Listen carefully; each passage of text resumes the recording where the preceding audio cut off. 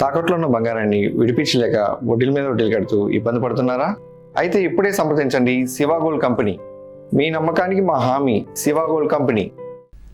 ఆలోచన ఉంటే చాలు, ఆకాశమే హద్దుగా ఎదుగుతున్నారు యువ పారిశ్రామికవేత్తలు. సరికొత్త ఆవిష్కరణలతో వారు ఉపాధి పొందడమే కాకుండా మరో 10 మందికి ఉద్యోగ అవకాశాలు కల్పించే దిశగా అడుగులు వేస్తున్నారు. విజయవాడ వేదికగా జరిగిన ఎంఎస్ఎంఈ ఉత్సవం 2026 యువత వినూత్న ఆలోచనలు, ఆవిష్కరణలకు అద్దం పట్టింది.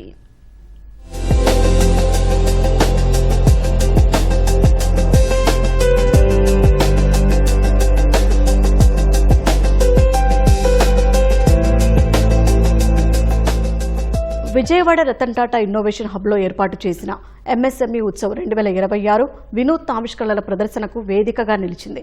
ఎన్టీఆర్ జిల్లా పరిధిలోని వివిధ ప్రాంతాల నుంచి ఔత్సాహికులు తమ ఆలోచనలు, అంకురాలను ఇందులో ప్రదర్శించారు. నేటి యువతను ఆకర్షిస్తున్న డ్రోన్ రంగంలోని ఉపాధి అవకాశాలను వాయి డ్రోన్ అకాడమీ ప్రతినిధులు వివరించారు. కేవలం 5 రోజుల శిక్షణతో 10 ఏళ్ల కాల పరిమితి గల ప్రభుత్వ లైసెన్స్ పొందవచ్చని తెలిపారు. వ్యవసాయం, మైనింగ్, సినిమా రంగాల్లో డ్రోన్లకు విపరీతమైన డిమాండ్ ఉందని, ఈ రంగంలో అడుగు పెడితే నెలకు 30,000 నుంచి 1,00,000 వరకు జీతం లభించే అవకాశం ఉందని తెలిపారు. 5 days ట్రైనింగ్ ఉంటుంది. రిమోట్ పైలట్ లైసెన్స్ అని చెప్పి మన డ్రోన్ పూర్తిగా ట్రైనింగ్ ఇచ్చేసి 2 days థియరీ క్లాసెస్ ఉంటాయి. ఆ థియరీ క్లాసెస్ అయిపోయిన తర్వాత సిమ్యులేషన్ ఉంటుంది. సిమ్యులేషన్ తర్వాత మన డ్రోన్ ఫ్లయింగ్ ఒక 1 day ఉంటుంది. లాస్ట్ డే లాట్ బుక్ ఉంటుంది. అది గవర్నమెంట్ సబ్మిట్ చేసిన తర్వాత మీకు లైసెన్స్ అనేది ప్రొవైడ్ అవుతుంది. అది 10 years వ్యాలిడిటీ ఉంటుంది. స్టార్టింగ్ సాలరీ వచ్చేసి 30K ఉంటుంది. మినిమం తర్వాత ఎక్స్పీరియన్స్ వచ్చే కొద్దీ మీకు 1 lakh దాకా మీకు సాలరీ ఉంటుంది. మీకు జాబ్ ప్లేస్మెంట్స్ ఆల్సో మేము ప్రొవైడ్ చేస్తాం. రోడ్డు ప్రమాదాలు క్షతగాత్రుల పాలిట ప్రాణదాతగా నిలిచే ఆపద్బంధం టెక్నాలజీని నిగటెక్ గ్లోబల్ సంస్థ ఆవిష్కరించింది.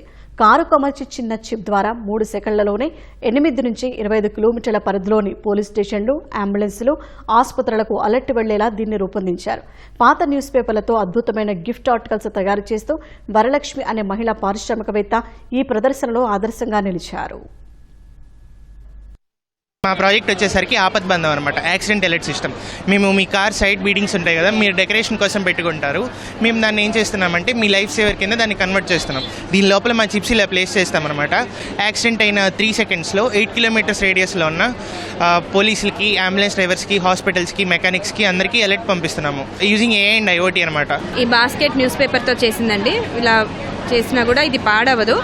ఇది తయారు చేయడానికి నాకు 1 hour టైం పడుతుంది. ఫినిషింగ్ అంతా 1.5 hourలో ఈ బాస్కెట్, ఇలాంటి బాస్కెట్ ఒకటి కంప్లీట్గా తయారవుతుంది. పర్యావరణం, ఆరోగ్యం, సంస్కృతిని కాపాడే ఎన్నో స్టార్టప్లు ఎంఎస్ఎంఈ ఉత్సవంలో కొలువు తీరాయి.